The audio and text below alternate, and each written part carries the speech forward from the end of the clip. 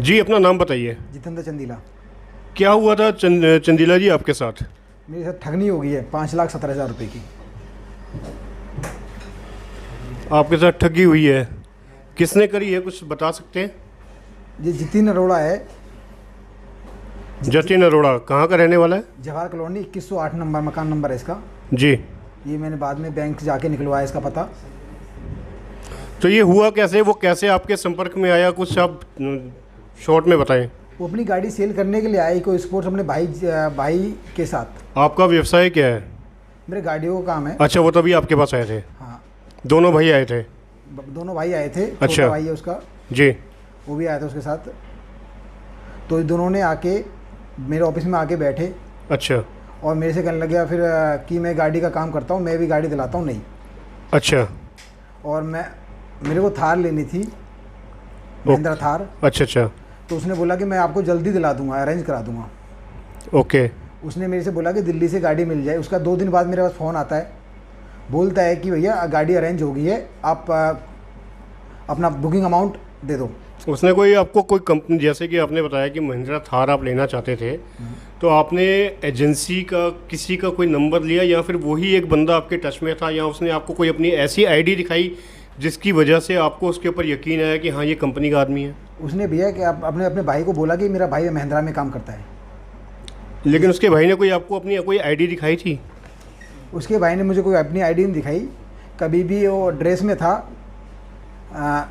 महिंद्रा की जो पैसे फॉर्मल ड्रेस होती है उनकी, जो शोरूम वाले महिंद्रा की कंपनी की जो एक ड्रेस वो इशू करते हैं, वो उस ड्रेस में था? हाँ, यस। ओके। तो उन्होंने फिर क्या बोला, फिर आपको गाड़ी अगर दिलवाने की बात आगे बढ़ी तो? उसने बोला कि भैया गाड़ी मिल जाएगी आपको, कोई दिक्कत ले रहे हो। उन्होंने कोई पर्ची दी आपको? मेरे को उन्होंने पर्ची दी है, अमाउंट ये रसीद है मेरी, उन्होंने मेरे को ये रसीद दी थी। अच्छा। और बोली गाड़ी आ गई है शोरूम में भैया, और 30,000 रुपये मैंने इसमें जमा कराए, अकाउंट पे है, सारा पेमेंट अकाउंट पे गई हुई है। 10,000 कैश है, मेरे ऑफिस से ले गए थे वो। अच्छा, मतलब 40,000 की तकरीबन पेमेंट उन्होंने ली? नहीं, 5,17,000 रुपये मेरे अकाउंट पे हैं। मैं अभी की बात कर रहा था जब ये रसीद आप दिखा रहे हैं, मैं इस रसीद के अकॉर्डिंगली बात कर रहा था। रसीद उन्होंने 30,000 रुपये की मेरे को व्हाट्सअप की। अच्छा अच्छा। ये दी मुझे, उन्होंने बोला कि भैया गाड़ी होगी, बुकिंग अमाउंट हो गया आपका, और अच्छा। आपकी मंडे को आपको गाड़ी मिल जाएगी, हम्म। और आप अकाउंट में पेमेंट ट्रांसफ़र कराओ। उन्होंने मैं शोरूम का नंबर अकाउंट कर एडिट करके, मुझे तो बाद में पता चला इन्होंने एडिट कर दिया है, जब मैंने पता किया कि वो डेली झूठ बोलता रहा। जब आपने पेमेंट पूरी कर दी थी उसको, 5 लाख जो आप अमाउंट बता रहे हैं जी, तो ये पेमेंट आपने उसको अकाउंट ट्रांसफ़र करी? अकाउंट ट्रांसफ़र की है। उसने आपको ये विश्वास दिला दिया था, या मैं कहूँ कि झांसे में ले लेता कि आपका जो काम है वो चल रहा है?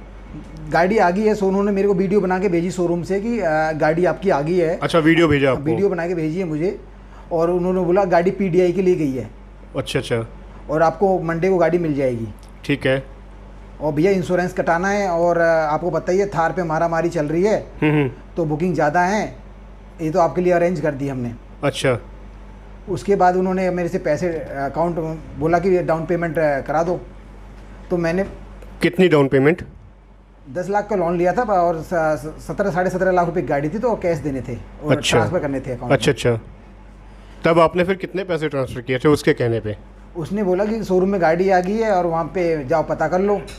मैं वहाँ गया, उसने बोला, उसके बंदर ने, उसने किसी को पता ना कैसे बोला हुआ था गाड़ी लेनी है। तो मैंने वहाँ जाकर चेक किया, तो कहता हाँ गाड़ी है, लेकिन ये जो बोलेंगे वो हो जाएगा। उसका भाई मिला मुझे। अच्छा अच्छा। आपने यानी कि शोरूम पे विज़िट किया था? यस, किया था मैंने तो, लेकिन वो सब झूठ था, सब उसका जाल बनाया हुआ जाल था। किस शोरूम की अगर आप बता सके तो, कौन सा शोरूम था? ये दिल्ली में है, आर.के. पुरम में। आर.के. पुरम में महिंद्रा का शोरूम है? महिंद्रा का शोरूम है। अच्छा, वहाँ पे ये और इसका भाई पहले से वहाँ बैठे हुए थे, आप वहाँ पे गए? यस। और उसके बाद जब आपसे इन्होंने पैसे ले लिए, तो आपको कैसे पता लगा कि आपके साथ ठगी हो चुकी है? मेरे को पता चला, इन्होंने बोला मंडे को गाड़ी मिलनी है। भैया कहने लगे आज नहीं हो पाई, कल गाड़ी मिलेगी आपको। मैं मंडे को फ़ोन किया, मैं गाड़ी कब मिलेगी, मैं कब आऊँ शोरूम लेने? तो उन्होंने बोला कि अभी मैं तो आज चंडीगढ़ हूँ, किसी काम से गया हुआ हूँ, मेरी एक डील है वो कैंसिल हो जाएगी, तो मैं चंडीगढ़ जा रहा हूँ। मैं कोई नहीं भैया, आके करा देना आप गाड़ी। भैया मैं ही गाड़ी आके करा पाऊँगा। और मैंने फिर उसको अगले दिन फ़ोन किया, बोलने लगा भैया मैं आज भी शिमला की तरफ आ गया हूँ, कोई अर्जेंट था, दोस्तों के साथ था मैं। तो मतलब कहना ये है कि आप जब भी उसको फ़ोन करते रहे वो आपको टालता रहा, बहाने बनाता रहा? यस, कहने का मतलब यही है। टालता और उसके बाद फिर आपने अगला स्टेप, आपने क्या एक्शन लिया उसके खिलाफ? फिर मैं अगले दिन फिर मैं अपने शोरूम पहुंचा, जी। मेरी गाड़ी आनी थी भाई यहाँ से जितिन अरोड़ा, किसी जितिन अरोड़ा ने आपको कोई बुकिंग नहीं की है। मैं वो तो यहाँ पे बैठे थे उस दिन, उन्होंने बोला था कि मेरी यहाँ पे है, जगह कुछ भी नहीं है। वो आया था भैया, बुकिंग कराने आया था, वैसी झूठी वो फ्रॉड आदमी है। तो उसका भाई, जैसा कि बताया गया था कि उसका भाई वहाँ पे काम करता है, वो ड्रेस में था। जब आप बाद में वहाँ पे गए तो क्या आपको उसका भाई मिला? नहीं मिला, वो भी लापता था। लापता था। ठीक है, आपने इतने जानकारी, मुझे ये नहीं पता उसका भाई काम करता है या नहीं करता, लेकिन वो ड्रेस में था। ड्रेस में था। आपको विश्वास हो गया कि वो कंपनी की ड्रेस में है तो मतलब बंदा काम करता है। किसी को भी हो जाएगा जनरली, तो इतनी क्वेरी कोई करता नहीं है। तो एक बात और मैं आपसे ये जानना चाहूँगा चंदीला जी कि ये जो घटना है ये कितनी पुरानी है, उसको कितना टाइम हो चुका है? ये 16/6 की है, 16/6/2021 की जी। ये मेरे साथ जो पेमेंट गई है 16/6 से, और 29/6 तक जो मेरे अकाउंट से पेमेंट गई है सारी। और ये आपके टच में आए हुए इसको कितना टाइम हो गया था जब आपकी बातचीत चली? 14/6 को मेरे ऑफिस आया था ये। अच्छा, तो अभी आपने फिर कार्रवाई उसके खिलाफ अभी आपने फिर क्या करी है? आपने कोई पुलिस कंप्लेंट दी है या फिर आपने कोर्ट का रास्ता अख्तियार किया? आपने अभी क्या किया है? मैंने कंप्लेंट दी अपने थाने, BPTP थाना लगता है हमारा जी। मैंने वहाँ कंप्लेंट दी, तो वहाँ पे उसने SHO ने साहब ने उसे फ़ोन किया, बोला कि भाई तूने ऐसे कर दिया। हाँ सर मैंने कर दिया है। उनसे उन्होंने बोला कि हाँ मैंने पेमेंट ले ली, गलती से हो गई है, मैं इनकी पेमेंट दे दूँगा। अच्छा। उन्होंने कहा भाई दे दे, इनकी पेमेंट देता हूँ। उन्होंने बोला आके दे दे इनकी बात कर भाई, इनकी कंप्लेंट आई हुई तेरे नाम से। जी। वो उनके कहने पे भी नहीं आया, उनके बार बार फ़ोन करने पे भी नहीं आया वो।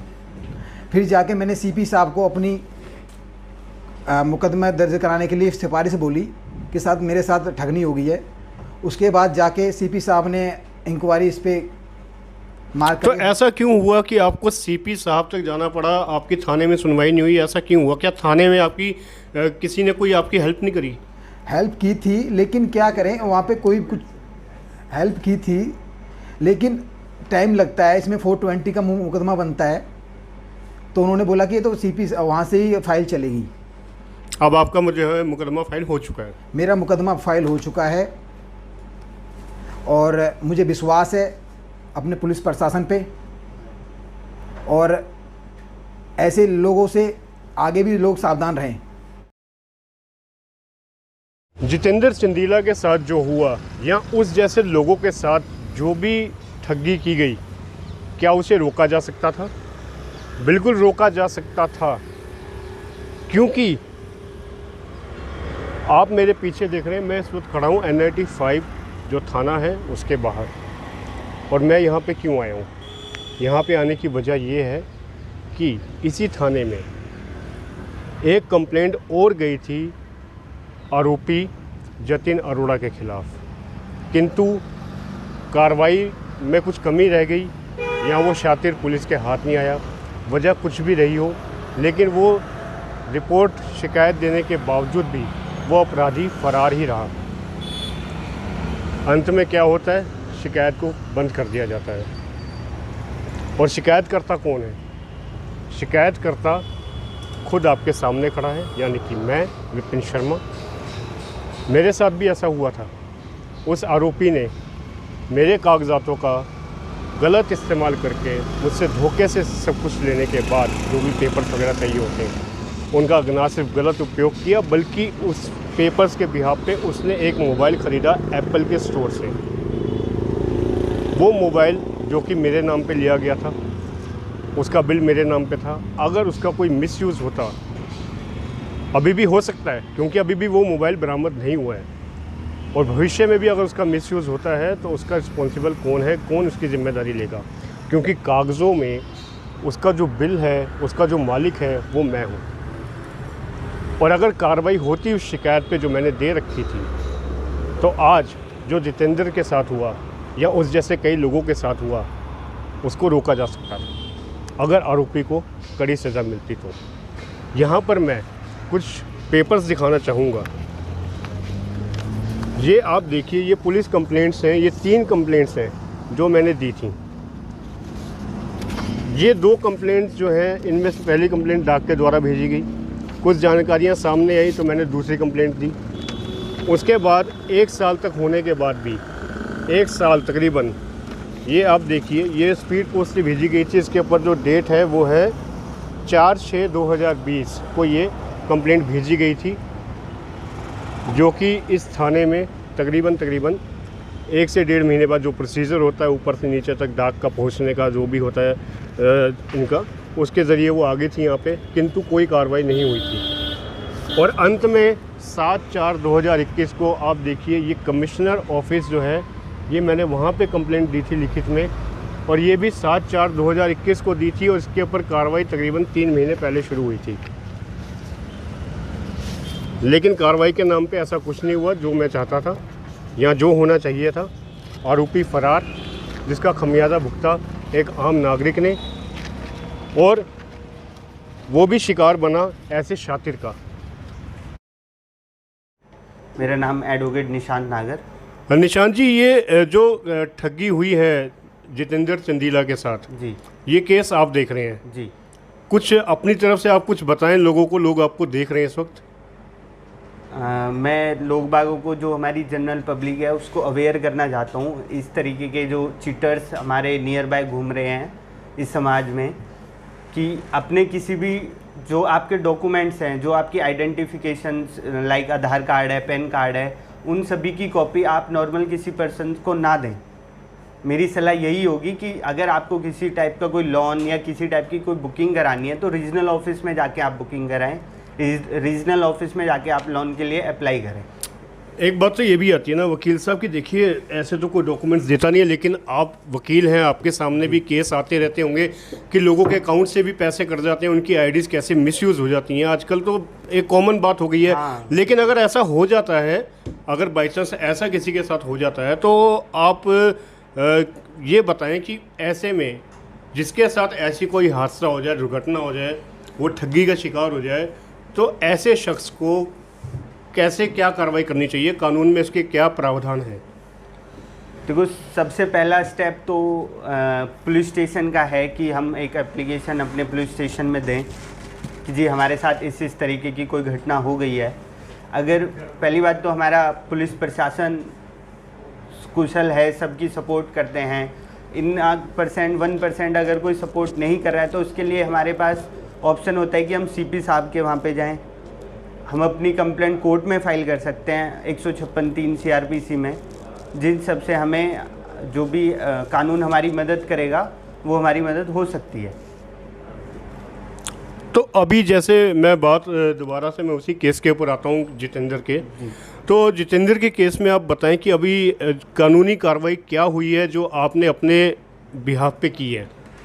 देखो, ये एक केस था 420-406 का, जिसमें कि सीधा SHO साहब को पावर नहीं होती इसमें मुकदमा दर्ज करने की। ACP DCP तफ्तीश करने के बाद पूरे केस की, क्योंकि एक मतलब एक प्रोसीजर होता है कि वो इम्प्लीकेट किसी के ऊपर हम कर रहे हैं, तो किसी का ऐसे नहीं कि नॉर्मल किसी के अगेंस्ट हम 420 लगा दें।